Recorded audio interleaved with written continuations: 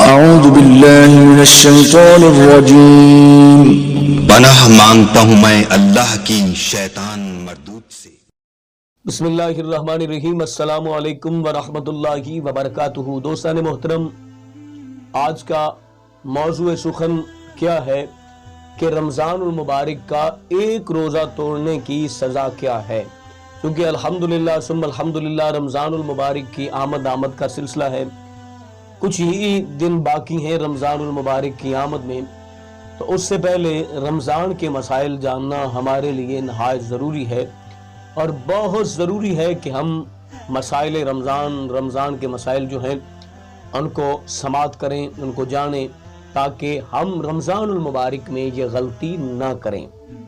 لیکن اس سے پہلے چھوٹی سی گزارش کہ اگر آپ نے ابھی تک ہمارا چینل سبسکرائب نہیں کیا تو ہمارے اس چینل کو کریں سبسکرائب اور بیل آئیکن کو دبائیں تاکہ اس طرح کی لیٹسٹ اور نئی سے نئی ویڈیو آپ تک بآسانی پہنچ سکے۔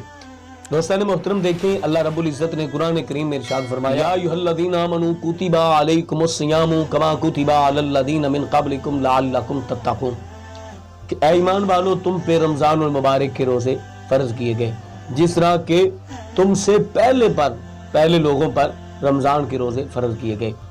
یہ اللہ رب العزت نے ہمیں بہت بابرکت مہینہ عنایت فرمایا ہے۔ اس مہینے میں ہم اپنے گناہوں کی معافی طلب کر سکتے ہیں۔ اس مہینے میں اللہ رب العالمین احکم الحاکمین کی بارگاہ میں اپنی فریاد، اپنی التجائیں، اپنی تمنائیں اللہ کی بارگاہ میں عرض کر سکتے ہیں۔ جہاں تک رمضان المبارک کا تعلق ہے، رمضان المبارک بڑیاں بہت ہی عظمتوں، بہت شانوں اور بہت مقام والا بابرکت مہینہ ہے۔ نبی کریم صاحب صلی اللہ علیہ وسلم کی خدمت اقدس میں ایک صحابی حاضر خدمت ہوئے، عرض کرتے ہیں کہ یا رسول اللہ صلی اللہ علیہ وسلم، میں نے رمضان المبارک کا روزہ توڑ دیا ہے، اب میرے لیے حکم کیا ہے؟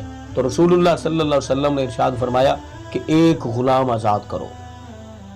یہ رسول اللہ صلی اللہ علیہ وسلم نے فرمایا۔ وہ عرض کرتا ہے کہ یا رسول اللہ صلی اللہ علیہ وسلم، میں ایک غلام آزاد نہیں کر سکتا۔ تو رسول اللہ صلی اللہ علیہ وسلم فرمایا کہ 60 مسکینوں کو کھانا کھلاؤ۔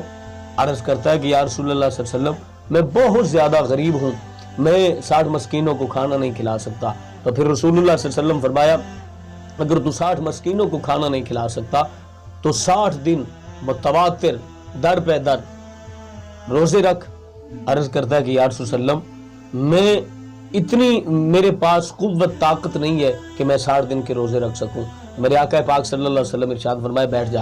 کچھ ہی دیر کے بعد ایک کھجوروں کا ٹوکرا حضور کی بارگاہ میں آیا تو رسول اللہ صلی اللہ علیہ وسلم ارشاد فرمایا، وہ صحابی رسول عرض کرتے ہیں کہ یا رسول اللہ صلی اللہ علیہ وسلم، مجھ سے زیادہ غریب کوئی نہیں۔ تو میرے آقا پاک صلی اللہ علیہ وسلم نے فرمایا ٹھیک ہے، لے جا، خود کھاؤ اور اپنے بچوں کو کھلاؤ، اپنی بیوی کو کھلاؤ، تمہارا کفارہ ادا ہو جائے گا۔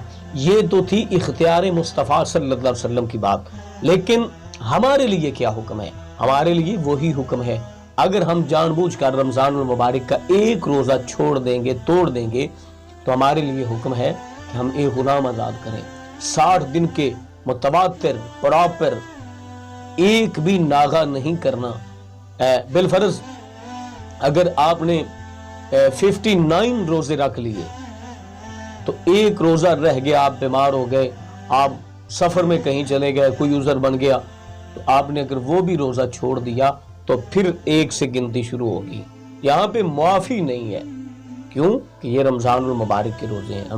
اللہ رب العزت نے ہم پہ فرض کیے ہیں یہ 60 مسکینوں کو روزانہ متواتر ایک دن بٹھا کر بھی آپ کھانا کھلا سکتے ہیں، ایک مسکین کو روزانہ 60 دن تک بھی کھانا کھلا سکتے ہیں۔